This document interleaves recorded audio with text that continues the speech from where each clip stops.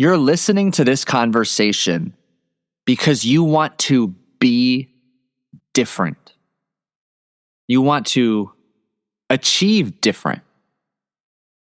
And there's a deep understanding that you have that in order to be and achieve different, you need to begin believing different, feeling different, thinking different, talking different, doing different.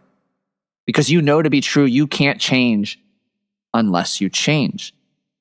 And perhaps underneath it all, you're here because you don't believe in your ability to stand out and achieve whatever massive goal you have for yourself. You don't believe you are capable, deserving, or worthy of achieving your goal.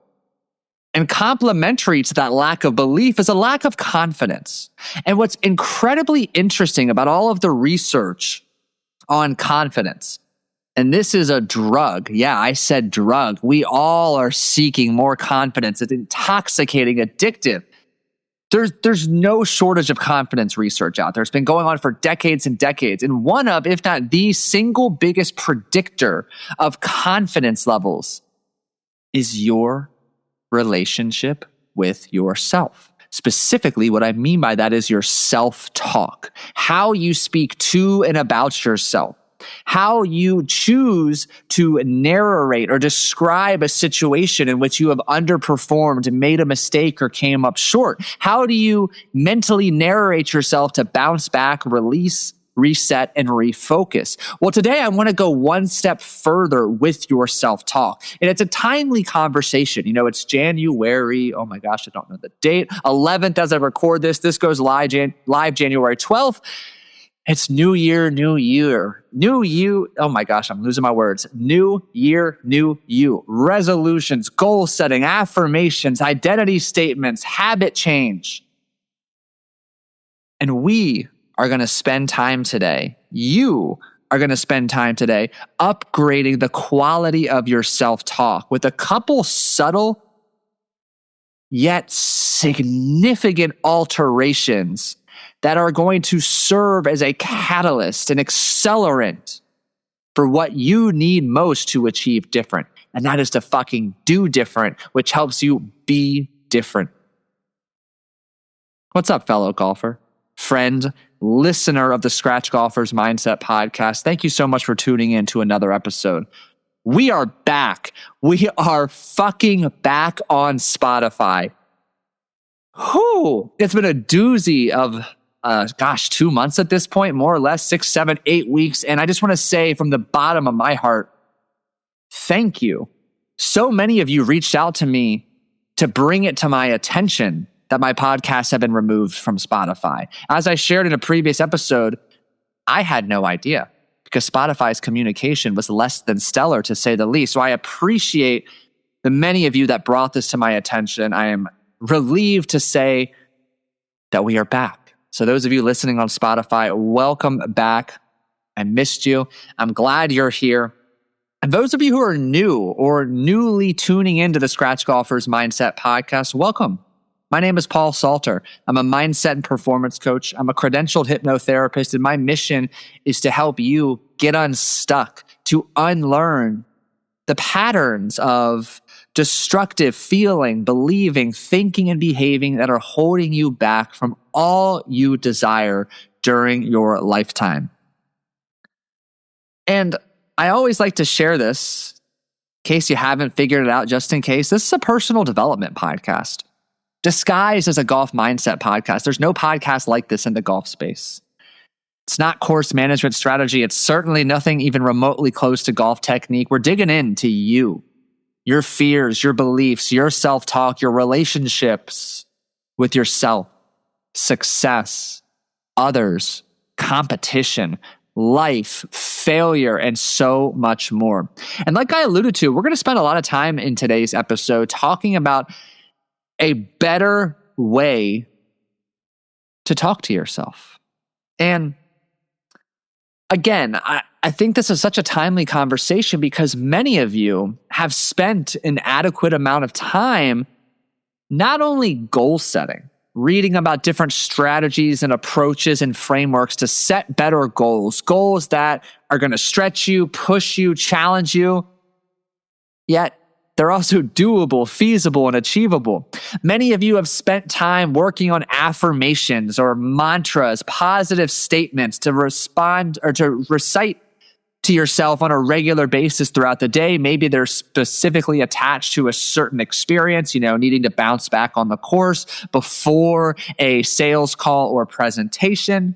Many of you have gone even further, and I love this for you, to spending time crafting an identity statement or just upgrading this identity of yourself that you are choosing and committing to stepping into this year. I love all of those approaches and tactics for many different reasons. There's a right time, a right place, and a right approach for all of them. But today, I'm going to challenge you to ask better questions. Now, we've talked about questions before on the podcast, and the quote I shared there is a timely quote I will never hesitate to recite 1,000,000 times over. The quality of your questions determines the quality of your life.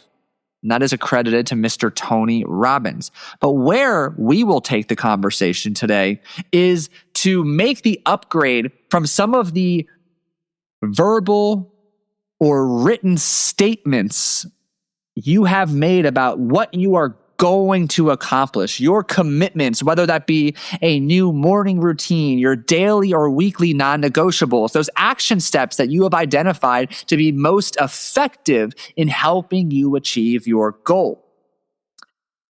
Instead of constantly writing, reciting, and reviewing statements about the actions you desire to take, I want you to instead reframe those actions as questions.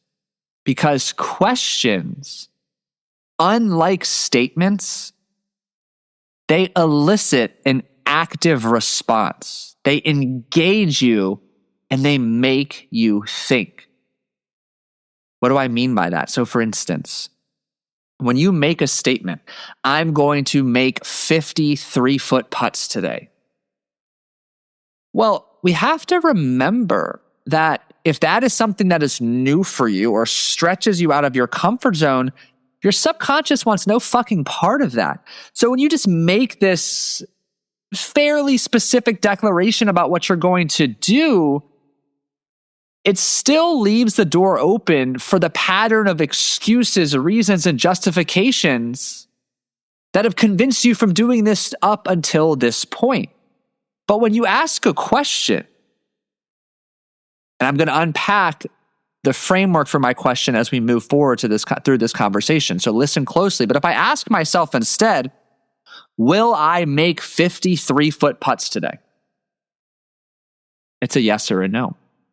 And there's power in that yes or no question. There's power in the way I framed the question and the subtlety in the word choice I selected. Remember, underneath all of these questions, these words, energy. Life is a game of energy. Learn how to master your energy, master your life. Emotion literally means energy in motion. Again, master your energy, master your emotions, master your life. So there's some really cool research on this upgrade to asking questions rather than just reviewing, reciting, affirmations, positive statements of intent.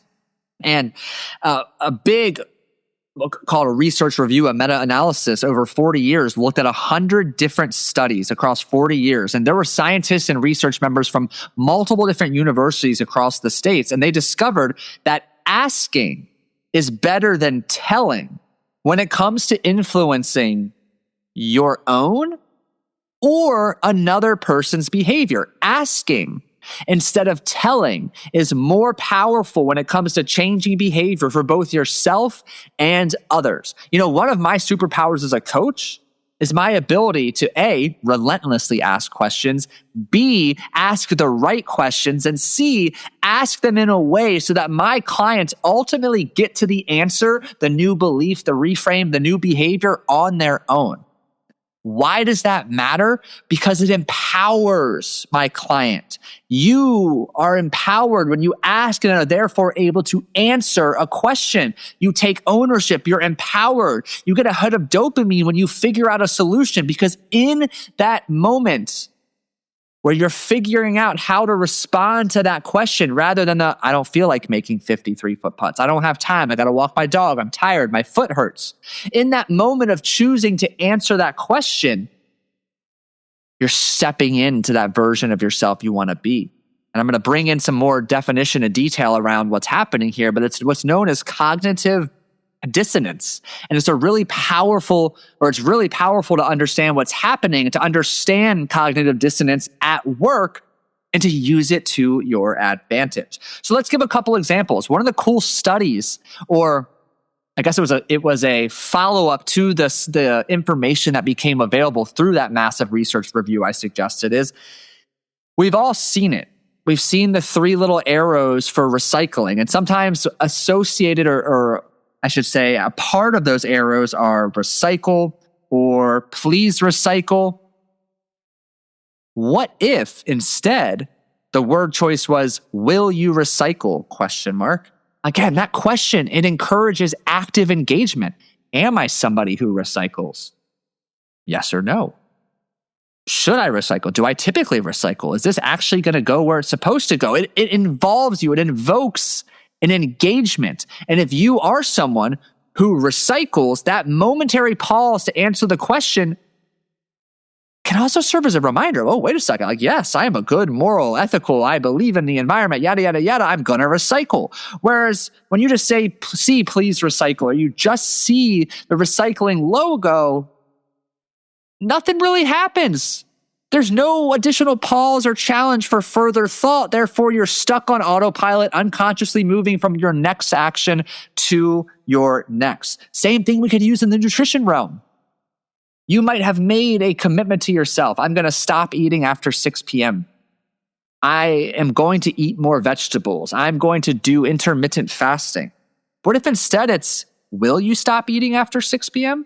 Because boom, here's the next big benefit here. That will you, it starts to create an attachment to this new identity. In setting that goal, that positive intention, you are attempting to become someone who stops eating at 6 p.m.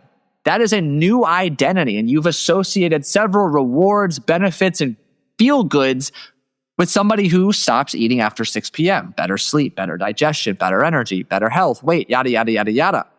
And this is where that concept I briefly alluded to moments ago comes into play. Cognitive dissonance. Cognitive dissonance describes the mental discomfort you experience when the best version of you, that person you're trying to become, the scratch golfer, the single-digit handicap, the 7 or the 8-figure entrepreneur. Cognitive dissonance describes the mental discomfort you experience when the best you doesn't match up with the person you currently are. So if I were to ask you, will you spend 90 minutes per week working on your short game? It's a simple yes-no question. And answering no would create cognitive dissonance because it would highlight a disconcerting mismatch between who you want to be and who you actually are. So to remove that mismatch, you're likely to say yes. That yes further recreates, reaffirms, gives you a reconnection to the energy of this next best version of yourself that you desire to become. Once you've done that, once you've answered yes, again, engaged you, this question has engaged you to step back into and taste that new identity you're working toward, well, what happens is your aspiration to do the thing, to be the thing, is more likely to become a reality because the question has reminded you of not only who you want to be, but the path necessary, the steps essential to becoming that person. And the fact that you've set an intention to take those steps and walk that path to become that person. And circling back to something I shared earlier, the reason that this yes-no question works so effectively is because binary choices don't allow for justification or excuses.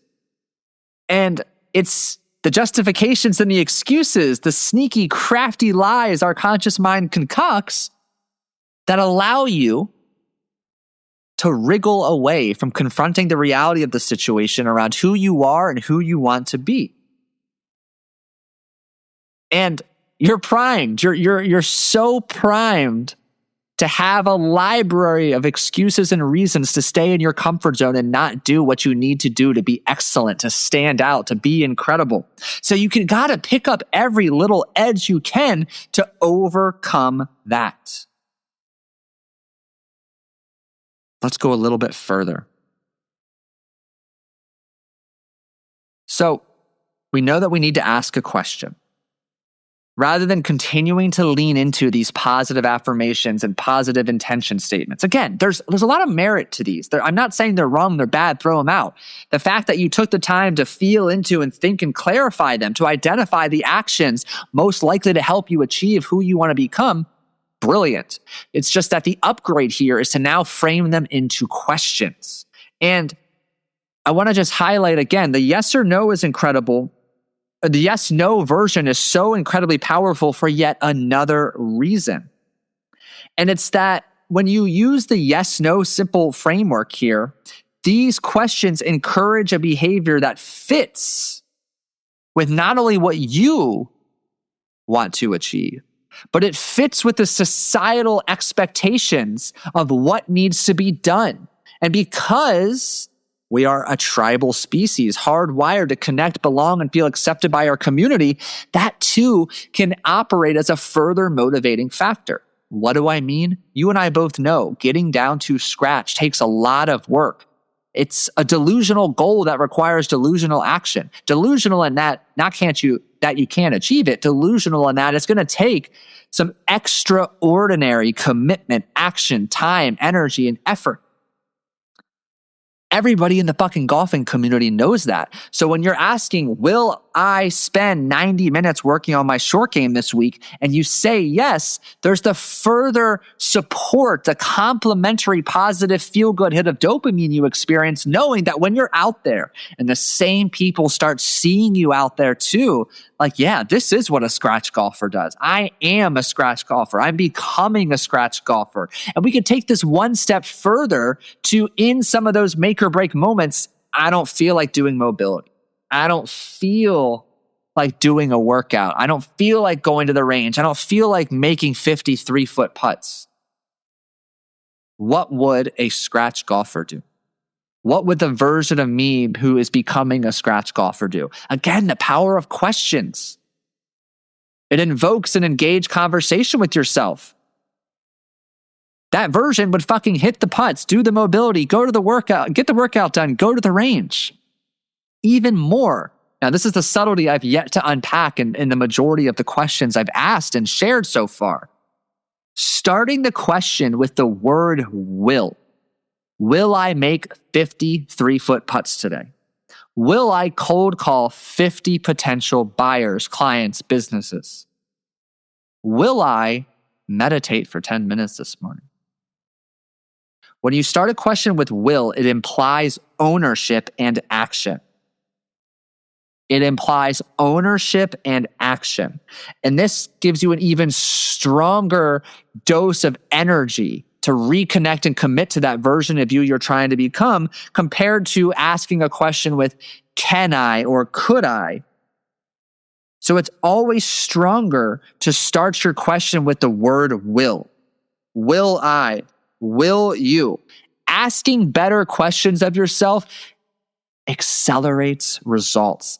Ask questions of your actions, and your actions will begin to answer. And I challenge you to start to notice. First and foremost, get clear before you even do the noticing. I fucking hope at this point you have a goal. You know what you're working towards. You know the action steps you need to take. And when you're certain on the positive statements of intent, the action you need to set, reframe them as questions. Write them down. Write them down in a journal every day when you're doing your morning or evening journaling practice. Ask yourself consistently throughout the day, will I do X, Y, and Z? Use that. Get clarity and start to notice the conversation that unfolds in your head after the question is asked and how much more powerful the experience is to propel you to take action, especially when you don't feel like it. Because here's a little secret. The vast majority of the time, you're not going to feel like doing what you need to do to achieve your goal and become the best version of who you want to be. Discipline is doing what needs to be done when you don't feel like it, when nobody's looking. These questions, this powerful question upgrade is going to help you to strengthen your discipline, get more high quality execution done, which fast tracks your becoming the version of you that you need to be to achieve your goal. Whew, I'm fucking excited for you. A lot to digest today. I encourage you, if you haven't done so already, take notes. And I want to leave you with this. Will you become a better golfer in 2026? Will you be excellent today? Will you be a person of value or service to others today? Who will you become? Well, the answer lies in the question, will you fill in the blank to become that person? Simple, powerful, yes, no, concise, engaged, active thinking. You're a participant in your own problem solving and solutions. You're breaking away, reclaiming the once previously hijacked steering wheel of your thinking, feeling, and doing. And you're moving forward consciously, choosing to respond rather than react. And that's what I have for you in today's conversation. Thank you for listening. Take action. Don't idly listen to me every single Monday when I have a solo episode. Take action. Take notes. If you have questions, hit me up on the gram. The gram is still an issue. At the Golf Hypnotherapist is currently in limbo. I'm working on my best to get back on there. At Paul Salter Coaching in the meantime has been around for a while. You can always find me there. Paul at unstuckyourselfmindset.com. That's the email. Feel free to reach out there. And hey, will you be great today? Will you take action to become a better you, a better golfer? I hope the answer is yes. And of course, you know I'm going to do it. Will you leave a rating and review on Apple Podcasts or Spotify? I appreciate you. Start this week strong. Have a great day, and we'll catch you on Thursday's episode.